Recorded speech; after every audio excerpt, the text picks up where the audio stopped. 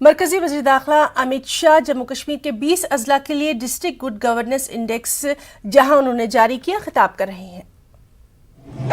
कर मोदी जी ने अप्रूव की है, इससे कम से कम जम्मू कश्मीर में 5 लाख युवाओं को आने वाले दिनों में रोजगारी मिलने वाली है। मित्रों, इन्वेस्टमेंट 70 साल का इन्वेस्टमेंट एक और 12,000 करोड़ का था।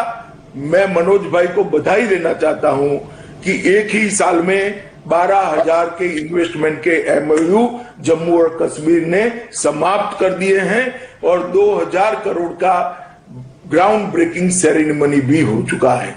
लगभग 50,000 करोड़ के आसपास इन्वेस्टमेंट जम्मू कश्मीर में आने वाला है। मित्रों, मिशन यूथ के तहत ढेर सारे युवाओं को जोड़ने का कार्यक्रम हमारे एलजी साहब ने चलाया है। यूथ क्लबों के माध्यम से लोकतांत्रिक जागृति और सेवाओं का विस्तार और उनकी रोजगारी का भी विस्तार, ये तीनों काम एक साथ हो रहे हैं। मैं जब आया था तब जम्मू कश्मीर के 63,000 से ज्यादा युवाओं के साथ ऑनलाइन बात की थी।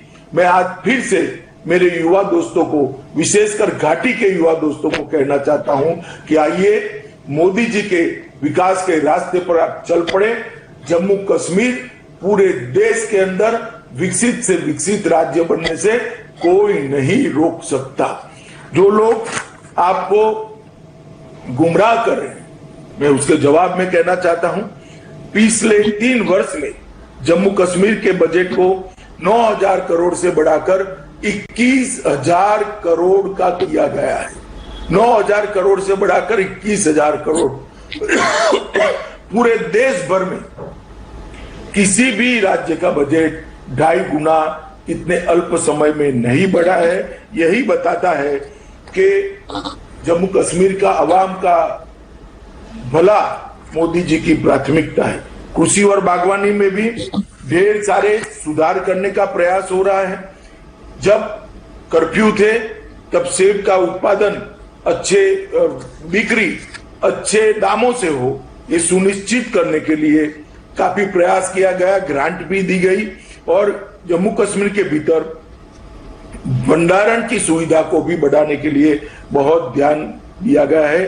पिछले 1 वर्ष के दौरान 35,000 मैट्रिक टन भंडारण सुविधा का निर्माण कार्य चल रहा है, जिससे आने वाले दिनों में फलों और फूलों को डिस्ट्रेस सेल से बचाया जा सकेगा। कनेक्टिविटी के क्षेत्र में भी राजमार्ग 44 पर संतोषजनक रूप से काम चल रहा है। जवाहर सुरंग के आसपास भारी हिमपात और हिमस्खलन के कारण विगत वर्षों में बार-बार अवरुद्ध होने की समस्या इस साल दूर हो जाएगी और राजमार्ग 44 का बनना जम्मू कश्मीर के विकास में एक वरदान साबित होगा।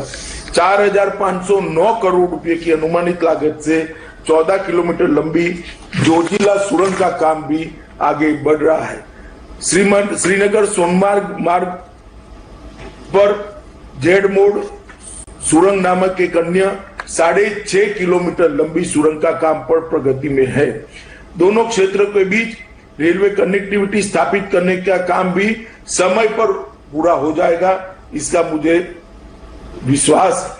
श्रीनगर हवाई अड्डे से शारजा के लिए पहली उड़ान मैं जब जम्मू कश्मीर आया था तभी चालू कर दी गई है। इससे जम्मू कश्मीर में इन्वेस्टमेंट की बहुत बड़ी संभावनाएं खुलने की संभावना है।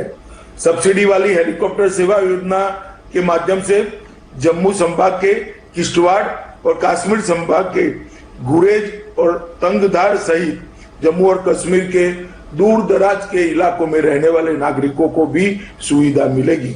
पर्यटन के क्षेत्र में बहुत अच्छा उत्साहजनक आंकड़े आ रहे हैं। जेड मोड़ सुरंग शुरू हो जाने के साथ सोनमर्ग पहली बार अपने शीतकालीन कार्निवल की व्यवस्था के साथ खुला रहेगा, इसका मुझे बहुत आनंद है। सर्दियों के महीनों के दौरान पर्यटकों की संख्या में वृद्धि देखी गई है। गुलमर्ग, पहलगांव, श्रीनगर और पटनी टॉप में होटल पूर्ण रूप से भरे रहे हैं। 21 अप्रैल के दौरान पर्यटकों की संख्या जम्मू कश्मीर की आजादी के बाद सर्वाधिक रही और 20 से 21 के दौरान 3 गुना बढ़कर लगभग 1,13,000 पर्यटक आए हैं। मित्रों, कुछ अपने निहित राजनीतिक स्वार्थ के कारण कुछ लोग झूठ चला रहे हैं। मेरा आप सभी को और विशेषकर जम्मू कश्मीर के युवाओं को आग्रह है कि झूठों के लिए उनको सवाल पूछना चाहिए। जो कह रहे हैं कि घाटी की जमीन चली जाएगी, उनको जाकर पूछिए कि सूची लाइए घाटी में किसकी जमीन गई है। इस प्रकार के झूठों से गुमराह कर जम्मू कश्मीर के विकास को अवरुद्ध किया जा रहा है। जो कहते थे हिंसा बढ़ेगी, उनको पूछे कि हिंसा बढ़ी है या कम हुई है। इन्वेस्टमेंट आएगा ही नहीं। आज 12,000 करोड़ का इन्वेस्टमेंट आ चुका है और टूरिस्ट भी बढ़े हैं। विकास के रास्ते पर जम्मू कश्मीर चल गया है। अपने निहित राजनीतिक स्वार्थ के कारण जो लोग विशेषकर घाटी की जनता के अंदर एक प्रकार का अलग भाव खड़ा करने का प्रयास करते हैं, मेरा करबद्ध निवेदन है कश्मीर की जनता को, जम्मू कश्मीर की जनता को कि इनके बहकावे में ना आइए। लोकतंत्र नीचे तक पहुंचा है, इसके कारण ये लोग परेशान हैं और लोकतंत्र से ही जम्मू के अंदर खुशहाली आ सकती है, लोकतंत्र से ही जम्मू के अंदर विकास आ सकता है और लोकतंत्र ही युवाओं को रोजगारी दे सकता है। और लोकतंत्र अच्छा हो, इसके लिए सबसे ज्यादा जरूरी है कि जम्मू कश्मीर के अंदर शांति बनी रहे। इनके उकसावे वाले बयानों में जम्मू कश्मीर का युवा गुमराह न हो, ऐसा मैं मेरे युवा दोस्तों को कहना चाहता हूं। आप देश के प्रधानमंत्री नरेंद्र मोदी जी पर भरोसा रखिए, जम्मू कश्मीर प्रशासन पर भरोसा रखिए। मनोज जी के नेतृत्व में प्रशासन पूर्णतया 70 साल का जो खामियाजा है उसको ये 5 साल में पूरा करने के लिए बहुत प्रयास कर रहा है और मुझे भरोसा है कि मनोज जी का प्रयास और मोदी जी के आशीर्वाद से ये खामियाजा को हम पूरा करेंगे। मित्रों, जहां तक डेमोक्रेटिक प्रोसेस का सवाल है, डिलिमिटेशन शुरू हो चुका है। शुरू होने के बाद तुरंत ही हम चुनाव कराए जाएंगे और उसके बाद ये लोग भले कुछ भी कहे, जम्मू कश्मीर को पूर्ण राज्य का दर्जा देने के लिए भी मैंने खुद ने लोकसभा के अंदर आश्वासन दिया है कि जैसे ही स्थिति सामान्य हो जाएगी जम्मू कश्मीर को पूर्ण राज्य का दर्जा मिलेगा। परंतु मेरा आप सबसे आग्रह है कि विकास की ओर ध्यान दीजिए, विशेषकर युवा, घाटी का युवा विकास की प्रक्रिया में हिस्सेदार बने। नई राजनीतिक प्रक्रिया, लोकतांत्रिक प्रक्रिया चालू हुई है, इसमें हिस्सेदार बने और अपने भविष्य को सुवर्णमयी बनाए। यही सबको अभ्यर्थना है। फिर से एक बार मैं जम्मू कश्मीर के राज्यपाल, उसके मुख्य सचिव और जितेंद्र सिंह जी जो हमारे कार्मिक मंत्रालय के राज्य मंत्री हैं, तीनों को ये नई पहल के लिए बहुत बहुत शुभकामनाएं देता हूं और मुझे पूरा विश्वास है कि इस पहल से जम्मू कश्मीर में सुशासन की शुरुआत होगी।